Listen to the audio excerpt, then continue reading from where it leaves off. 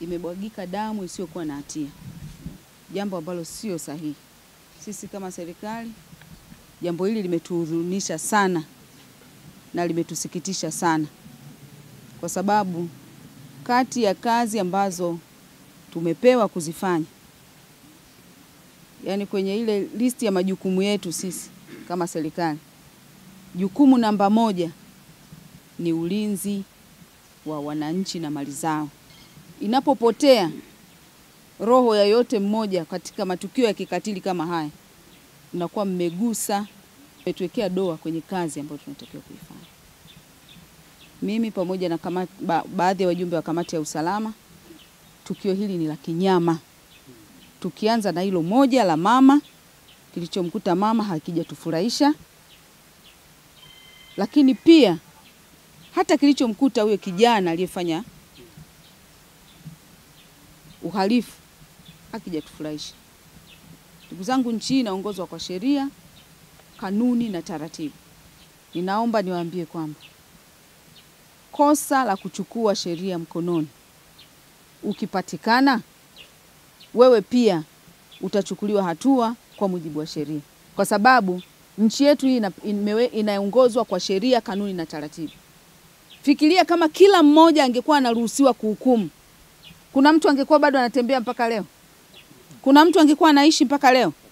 Nafikiri wale wenye mabavu, wenye wanaoenda gym, wenye manguvu mengi ndio wangekuwa wanaishi kwenye nchi. Lakini nitoe masikitiko yangu kwa wale wote ambao wamechukua sheria mkononi. Ndugu zangu, sisi wote tulioko hapa, hakuna anayeweza kutengeneza hata sisimizi, ambaye anaweza kuumba hata sisimizi anyoshe mkono hapa. Mnatoa wapi mamlaka ya kuchukua jiwe na kumponda mtu?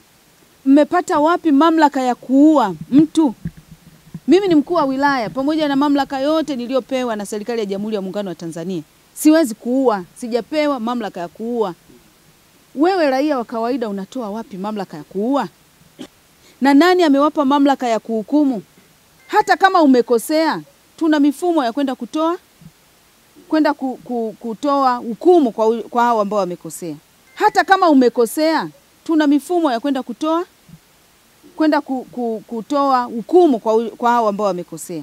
Kwa hiyo kilichofanyika hapa pia sijafurahishwa nacho, na niombe jeshi la polisi tufanye haraka, tuangalie wale wote ambao wameshiriki kunyanyua mikono yao na kupiga yule mwenzetu.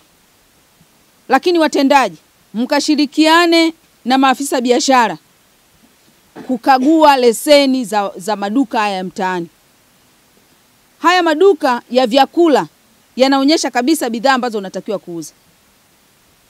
Lakini cha kushangaza sasa hivi maduka yanayotakiwa kuuza vyakula yameweka na vileo. Sasa kabla mimi sijatengeneza task force yangu ikapita, watendaji na wenye viti, kasimamieni hilo. Maeneo ya pombe au vileo yana leseni zake, maduka ya vyakula yana leseni zake. Lakini sasa hivi duka linalouza mchele, dagaa, sijui vitu gani na pombe unakuta iko.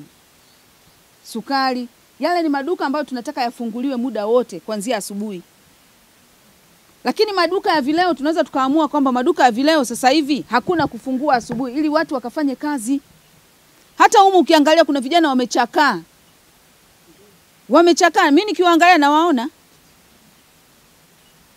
Na ukiwauliza umri wao ni mdogo sana. Sasa hili taifa linaenda wapi? Wanaouza dawa za kulevya mnawajua, wanaouza pombe mnawajua.